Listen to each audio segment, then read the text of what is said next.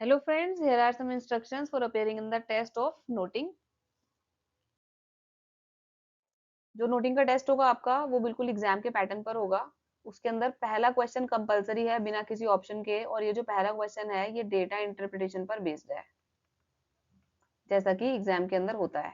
ठीक है, उसके अंदर आपको डेटा इंटरप्रिटेशन, उसके अंदर आपको कोई सा भी ऑप्शन नहीं मिलेगा एंड इट कैरीज 40 मार्क्स। आपको उसके अंदर सिर्फ 30 मिनट्स लगाने हो, मस्ट नोट इट डाउन कि 30 मिनट्स ही लगाने हैं हमें। यहाँ पर आप ज्यादा करोगे तो आपका कहीं और टाइम कट हो जाएगा।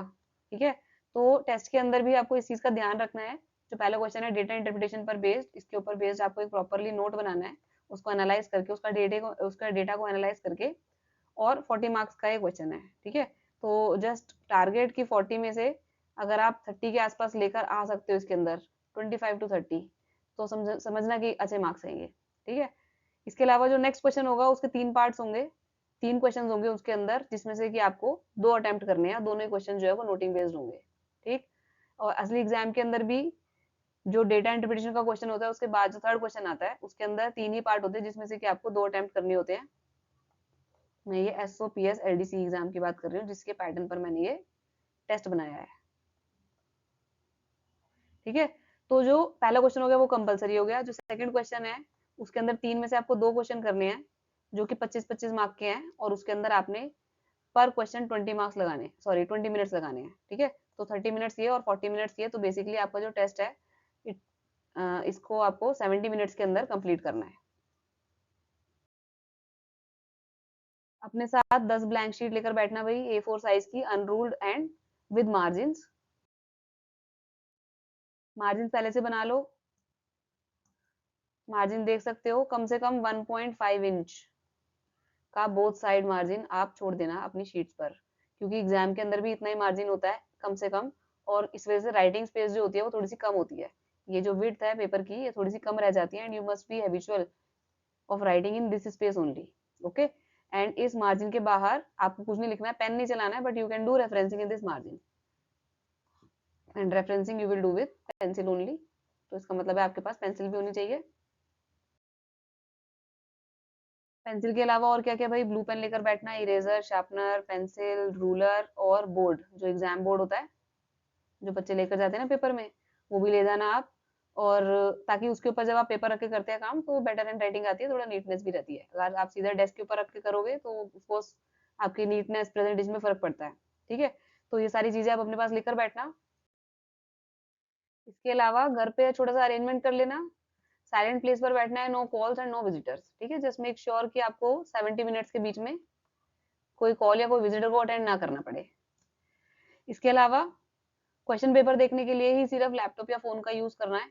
इसके अलावा फोन में और लैपटॉप में क्वेश्चन पेपर आने के बाद चाहो तो नेट बंद कर देना, ताकि इधर उधर से मैसेजेस भी आने बंद हो जाए, व्हाट्सएप वगैरह ना चले आपका। ठीक है, तो इतना तो आप खुद से ही ध्यान रख सकते हो कि किस तरीके से आपको एक ऐसे साइलेंट प्लेस पर बैठना है जहां पर कोई डिस्टर्बेंस ना हो। टेबल चेयर अरेंजमेंट करके रखोगे तो बेटर होगा, बेड पर बैठ के करोगे तो definitely it will be uncomfortable for you. तो बेटर है कि आप टेबल चेयर का अरेंजमेंट कुछ करके रख लो अपने घर पे, and you must also feel कि हाँ this is like the setting of an actual exam. तो जितना हो सके पॉसिबल उतना ज्यादा उसको close to the actual examination लेकर जाना। अब देखो, घर की सेटिंग के बाद अपने आप की भी सेटिंग कर लेना। जस्ट बी काम and composed while attempting the exam, while attempting this test also, and take it as an actual exam। काम एंड कंपोज होना बहुत इंपॉर्टेंट है, क्योंकि देखो डेटा इंटरप्रिटेशन का क्वेश्चन है, definitely it will take some analysis from your part. तो उसको एकदम ढंग से एनालाइज करना है, ऐसा नहीं कि बस खाना पूर्ति करके हाफ हार्टेड अटेम्प्ट मेरे को नहीं चाहिए इसके अंदर। तो just take it as an actual exam, and it is limited time exam, 70 minutes का मैंने बता दिया आपको टाइम है। तो आप अपनी तरफ से कोई एक्स्ट्रा टाइम नहीं ले सकता है, मुझे जिस टाइम पर पेपर आपसे वापस चाहिए उतने टाइम पर पेपर आप मुझे वापस करोगे। ठीक है, and you have to be motivated till the end. आपको 3 ही क्वेश्चन करने हैं एग्जाम के अंदर, आई मीन इस टेस्ट के अंदर। तो ऐसा ना हो कि तीसरे क्वेश्चन के अंदर आपकी हैंडराइटिंग भी बिगड़ जाए, और तीसरे क्वेश्चन पे आप मार्जिन का भी ध्यान नहीं रख रहे, या फिर फॉर्मेट का भी ध्यान नहीं रखने। फर्स्ट और सेकंड क्वेश्चन ठीक है, और थर्ड क्वेश्चन आप हाफ हार्टेड, तो ऐसा भी नहीं होना चाहिए। ठीक है, तो आई एम एक्सपेक्टिंग कि अगर पहला क्वेश्चन 40 मार्क्स का है तो उसके अंदर आप 25 से 30 लेकर आओ, और उसके बाद जो 25-25 नंबर के क्वेश्चन है उसके अंदर आप 17 या 18 स्कोर करो। ठीक, तो ये तभी होगा जब आप एंड तक मोटिवेटेड रहोगे। Now your exam paper it should be neat, referencing आप पेंसिल से ही करेंगे, प्रॉपर फॉर्मेट, आपका नोटिंग का ही है तो नोट का फॉर्मेट तो एक ही जैसा होता है, तो ऐसा कोई प्रॉपर फॉर्मेट आपको लर्न तो करने नहीं है। तो इसलिए क्योंकि नोट के अंदर सिर्फ वही फॉर्मेट होता है, तो इसलिए नोट के अंदर क्योंकि एक तो क्वेश्चन जो है वो ज्यादा मार्क्स का है, 40 या फिर 25 मार्क्स के हैं, जबकि ड्राफ्टिंग के क्वेश्चन सिर्फ 15 मार्क्स के थे। तो इसलिए नोटिंग के अंदर कंटेंट थोड़ा सा ज्यादा इंपॉर्टेंट होता है। ठीक है, ड्राफ्टिंग के अंदर 15 में से 9-10 नंबर लेकर आना, इट इज वेरी इजी।